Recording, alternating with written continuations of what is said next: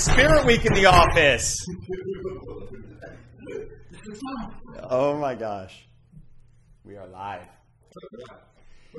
Everybody, welcome back to episode 4 of Catching Carbon. It's Spirit Week in the office this week. I'm a Badgers fan. I know, feel bad for me. Big Ten football. Jeff decided to not wear any attire because he's still coming down from the Alabama loss last year.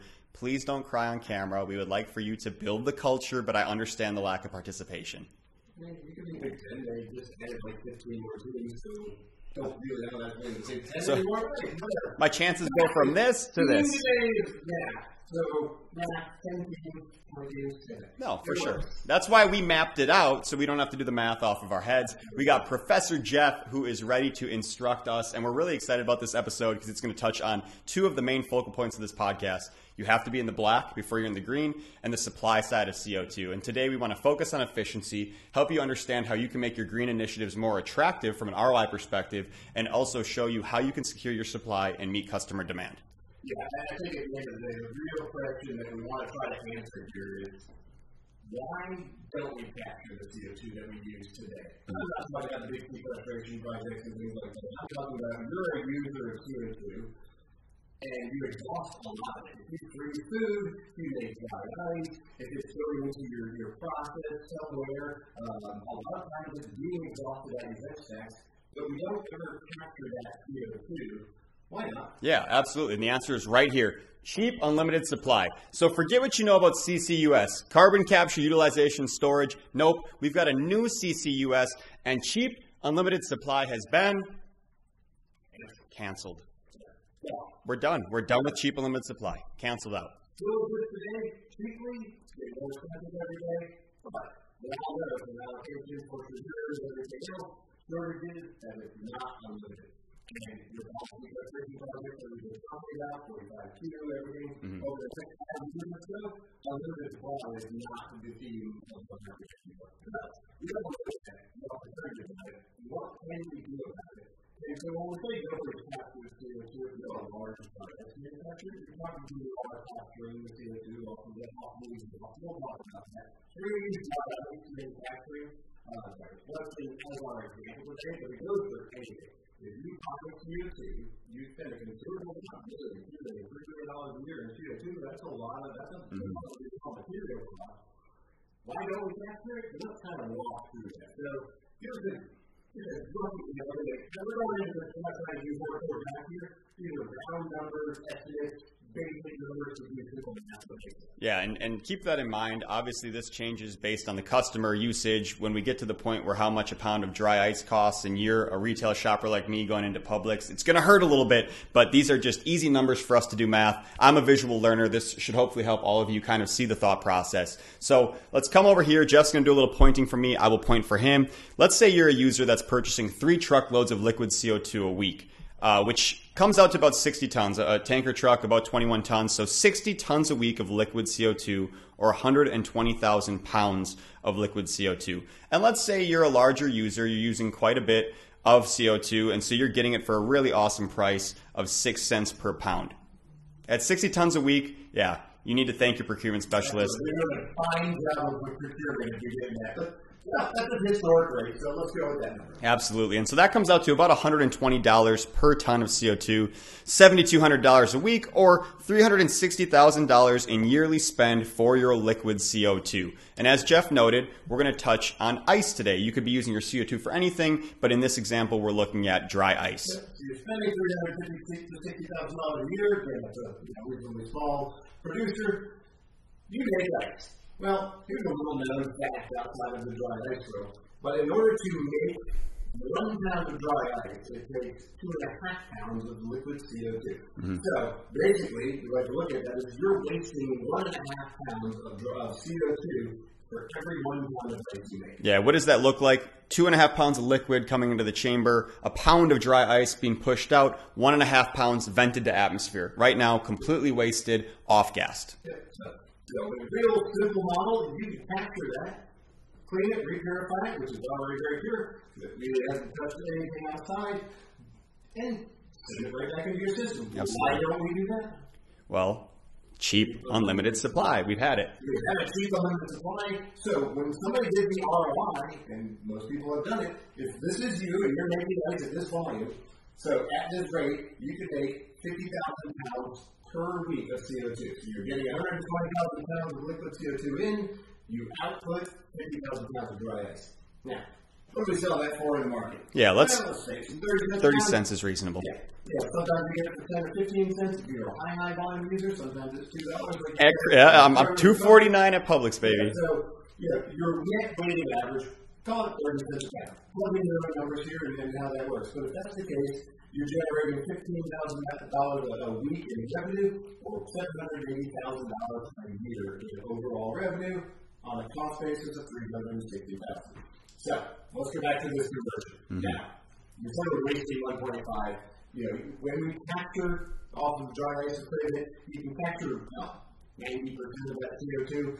You've got extra costs, labor, things like that. So let's just say of that 1.5 that you wasted, we can save you 1 pound of that CO2. Yeah, and just to note, we are more efficient, like you said, but factoring in some of those OPEX costs, we'll use the 1 pound for today's simple math example. So we can generate an extra, but for the same amount of purchases, you can generate an extra 50,000 pounds of CO2. Right? So that is a cost to you of, at 6 cents a pound, that's $3,000 a week or $156,000 a year. So you could save $156,000 a year. Yeah, and so that's just taking that 1.5 pounds of exhaust, re-liquefying it and pumping it right back into your tank, just as if you would if you were having a tanker show up and put liquid into your CO2 storage tank. So historically, that's how everybody has generated the amount of ROI that calculated, because the system decides, let's just say, roughly 1.5 million. So if you spend $1.5 million to save $156,000 a year, roughly a 10-year ROI.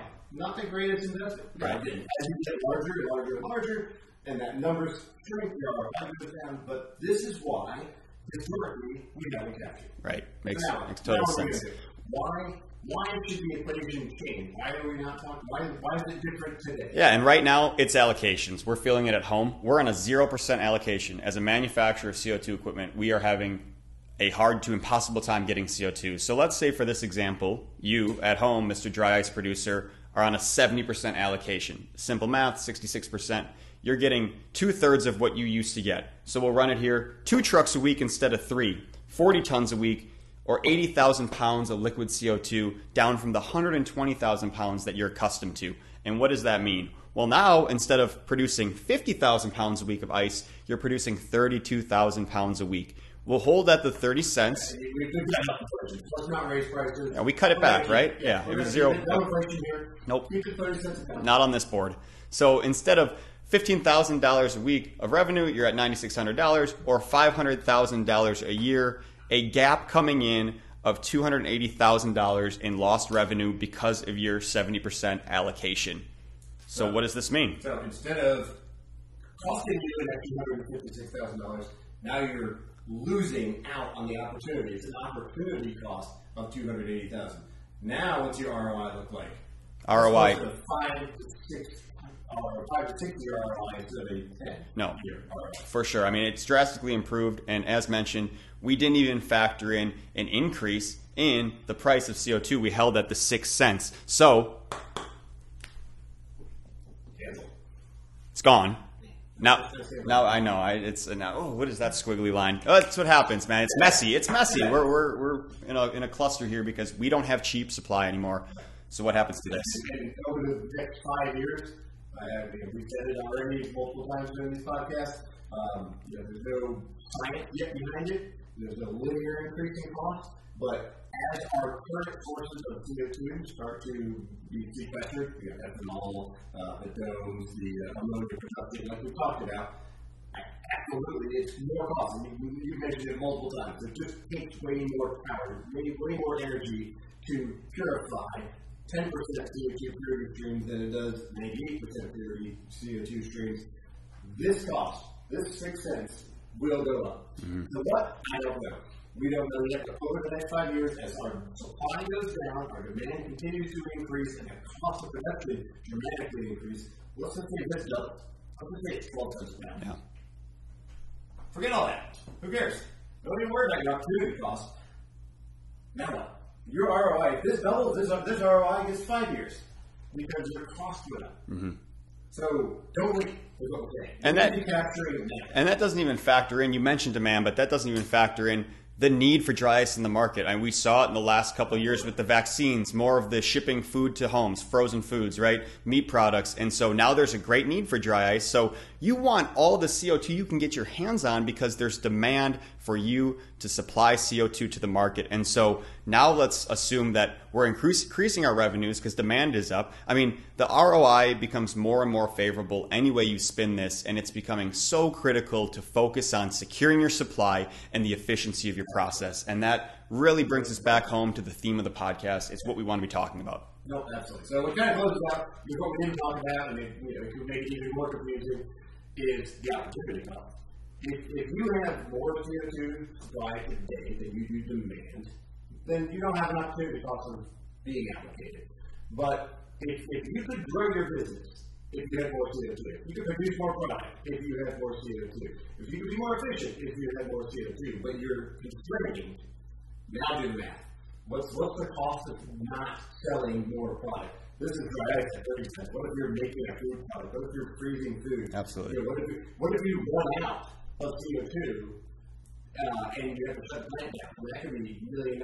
Changes the ROI completely. The ROI, when you shut down that food processing plant because you can't feed food for a day, that's on the magnitude of millions potentially. ROI goes out the window. So just exactly what you said, securing your supply. Well, if you use your CO2 more efficiently, you secure your supply. You do more with less.